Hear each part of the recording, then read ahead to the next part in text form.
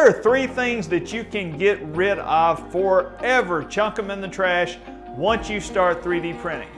Hey, I'm Dr. Chris Griffin, founder of the 3D Printing Association for Dentists, and this is the video series that helps you get 3D printing started in your practice.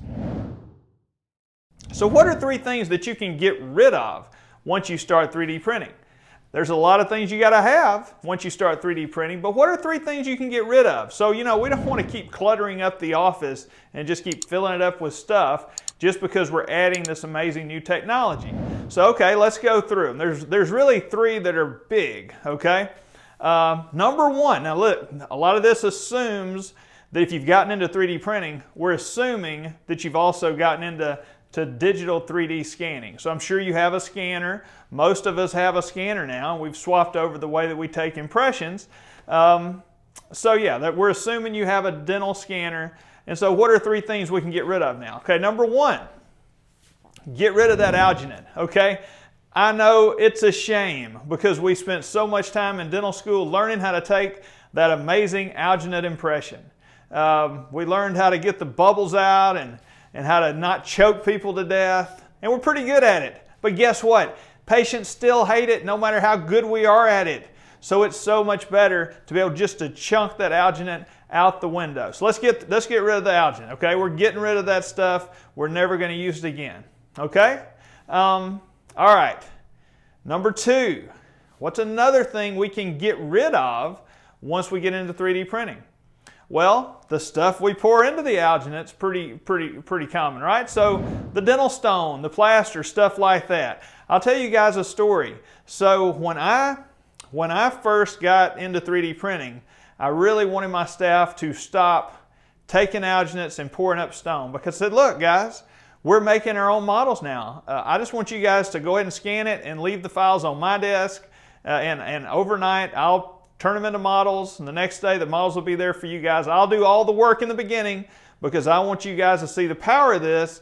So I wanted them to buy into it, so then they would be happy to do all this for us, right?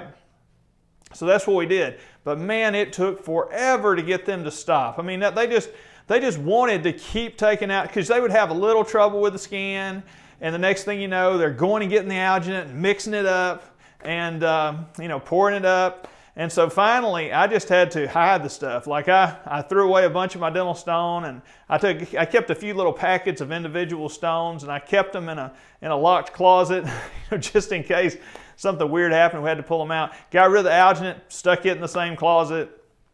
Never used again. Finally chunked it. But once they were forced to have to do that, it was fine. After about 2 weeks of belly aching, they came to their senses and they quit fussing, and they went ahead and scanned everything, and then we started making our own models. Now don't worry if you're thinking, oh wait, I don't want to make the models like Dr. Griffin did. It's no big deal. I did it for a few months, and then I delegated it, right, to our own. Well, I'll just tell you guys, it's something I think it's amazing that everybody should probably eventually have once you get in this. It's great to have an expert on the 3D stuff just in your practice. So we took the person who was the best chairside assistant that I had, and we made her into our in-office 3D expert. Okay, so she does all that now for us. And so, so it's not me. So now the downstairs, the flow is really cool. So the assistants, they'll scan people instead of the impression, they'll scan them. And if we're doing a crown or something, or denture or something like that, they send those scans straight onto the lab. If we're making models for whatever, whitening trays, simple occlusal guards, study models, whatever kind of models we're making, they'll send those files in office to our 3D expert, and she will turn them into models for us. So it's really simple. It's an easy workflow now. And hey, look, for a while she still did that while she was in the flow downstairs. We've gotten so busy that now I've actually, this is her domain up here. Turned it into a lab just for her. So that's the 2 things, okay? So what's the 3rd thing? Something else, and this is also, by the way, going to save you guys the heartache of saying, oh my gosh, I don't have room for a 3D printer in my practice. Okay, what is that 3rd thing that takes care of that? Real quick before we get to the 3rd thing, let me just share with you guys, we've got a resource for you here at the association. If you'll go to our website, 3dpa.org, We've got checklists, free checklists. I love checklists. Checklists are a big part of my practice. Whenever I teach practice management, practice productivity, I always teach about checklists.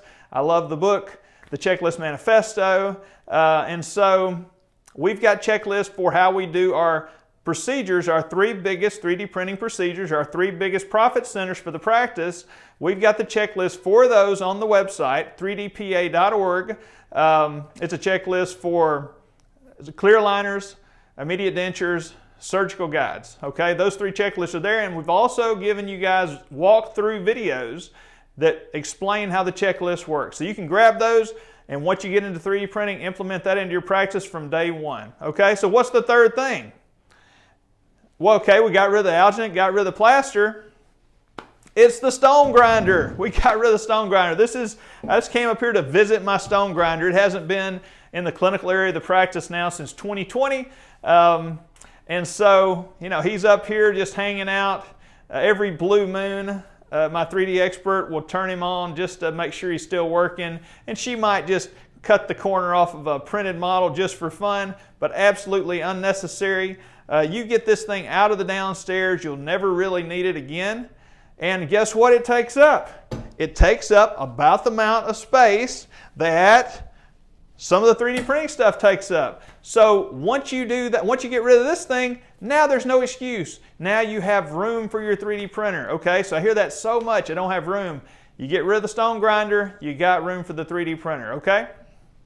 So anyway, that's the three things. And of course, all the paraphernalia that goes along with mixing stone and alginate, all that stuff, out the door. So in fact, in our office, we turned our former stone lab, where this fella used to reside, into a lab that all we do in there is make clear aligners, and that's why I do so many ortho cases these days. And that's a huge profit center for the practice, anybody's practice, because you're saving so much money, you can pass those savings on to your patients. Anyway, that's a different video, but if you like this video, hey, subscribe to us, give us a thumbs up. We'd love to have you guys a subscriber to the video series. Grab those checklists, and we'll see you next time.